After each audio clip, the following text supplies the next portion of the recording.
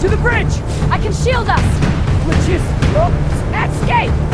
My magic will protect us! Keep moving! Princess Elira had lived in the tower for as long as she could remember.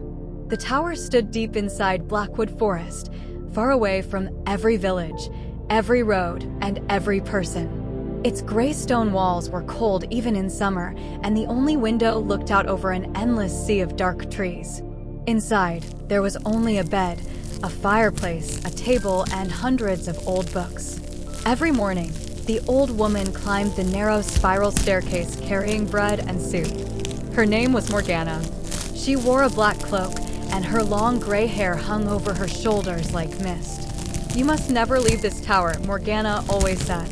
"The world outside is dangerous." Elira had heard those words every day for 18 years.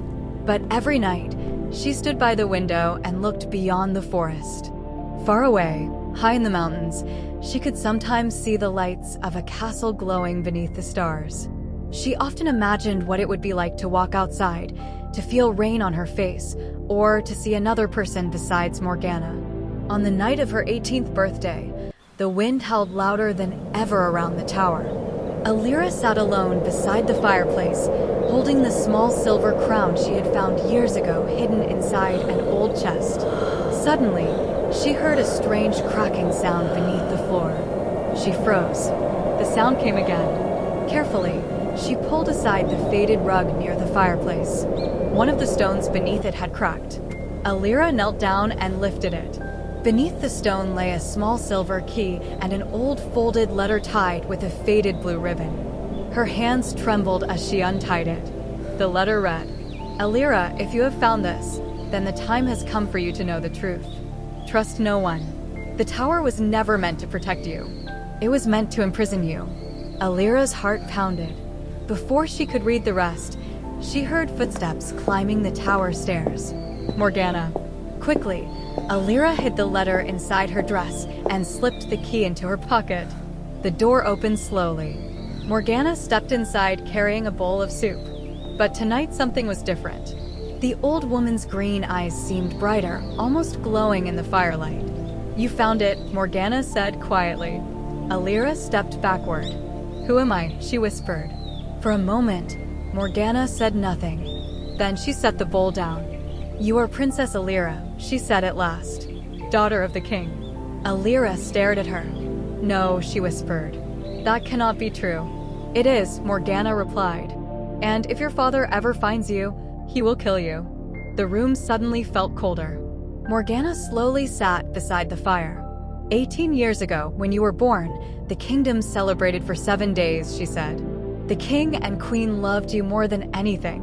Then one night, a woman came to the castle and claimed she was a witch. She told the king that a terrible curse had been placed upon you. She said that on your 18th birthday, you would destroy the kingdom. The king became afraid. So afraid that he ordered you taken away and hidden here forever. Elira looked at the old woman in horror. "You brought me here?" Morgana nodded sadly. "I did. But years later, I learned the truth." "What truth?" "There was never any curse." The fire crackled. "Your father invented the story because he feared a prophecy." "What prophecy?" "That one day, his daughter would become more beloved than he was, more powerful than he was, and that she would reveal the terrible crime he had committed." Elira's voice shook. "What crime?" Morgana looked into the flames. "He murdered your mother." Elira felt as if the ground beneath her had disappeared. "No." Before she died, Morgana said softly, "The queen hid something for you." She pointed toward the silver key in Elira's hand. "That key opens the truth." Morgana stood and walked to the fireplace. For the first time, Elira noticed a narrow iron door hidden behind the hanging cloth beside the fire. Morgana pushed it open. A dark staircase spiraled down beneath the tower. The air below was cold and smelled of dust and stone. Elira followed the old woman down the stairs, holding a candle in one hand and the silver key in the other. At the bottom, they entered a hidden chamber. The room was small and circular. Strange symbols had been carved into the walls, and in the center stood a tall mirror covered by a black cloth. Morgana nodded toward it. Elira stepped forward and pulled the cloth away. At once, the mirror began to glow with blue light. But instead of her own reflection, she saw a woman. The woman had the same silver blonde hair, the same blue eyes, and the same face. Only she wore a crown. "My daughter," the woman said softly. Elira dropped to her knees. Elira, "Mother," my daughter, the dry queen your tears. smiled sadly. "If you're seeing this, then I am gone." Tears filled The Elira's spirit eyes. speaks true. "I do not understand." "Your father feared losing his power," the queen said. "A prophecy said that one day, you would reveal his crimes and become queen. He poisoned me when you were still a baby." Elira covered her mouth. "He told the kingdom I had died from illness. Then he locked you away and invented the curse." The mirror flickered. "You must go to the castle before sunrise," the queen said urgently. "The people must know the truth." Suddenly, a loud crash echoed above them. Then came shouting. Morgana turned toward the staircase. "The soldiers," she whispered. Another crash shook the tower. "They found us." Morgana grabbed Elira's hand. "There is another way." She led Elira through a narrow tunnel behind the chamber wall. The tunnel twisted beneath the forest for what felt like forever. At last, they climbed out among the roots of enormous black trees. It was Elira's first time outside. The forest was beautiful and terrifying. Moonlight shone through the branches. Strange blue lights floated in the darkness, and the cold wind carried the sound of distant wolves. For a moment, Elira simply stood there staring at the sky. Then an arrow struck the tree beside her. "The soldiers!" Morgana shouted. Torches moved between the trees behind them. Elira and Morgana ran through the forest until they reached an old stone bridge over a rushing river. More arrows flew through the air. Then suddenly, a black horse burst from the shadows. A young man rode upon it. He was tall, with dark brown hair, green eyes, and a black cloak. He jumped down from the horse and drew his sword. "I am Prince Rowan," he said. "Your mother sent me." Elira stared at him in confusion.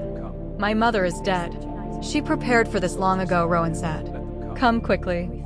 The prince helped Elira onto the horse while Morgana climbed up behind them. Together, they raced through the forest. By dawn, they reached the castle. It was larger than Elira had ever imagined. Tall towers rose above the mountains, and silver banners flew in the morning wind. But something was wrong. The people in the courtyard looked frightened. Guards lined every wall. Inside the great throne room, King Aldrich sat upon a black and gold throne. His dark beard was streaked with gray, and his cold eyes widened when he saw Elira.